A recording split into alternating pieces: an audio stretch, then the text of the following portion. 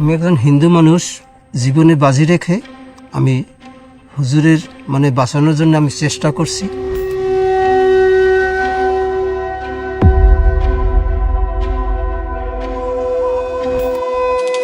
আমাকে উনি 10 minute 15 minute এরকম আমাকে কারেন্ট শট দিত, আর সামনে টাকা দিত, কালে টাকাগুলো নে শুধু হুজুরের নাম বলি। আমি না, আমার পক্ষে বলা সম্ভব না।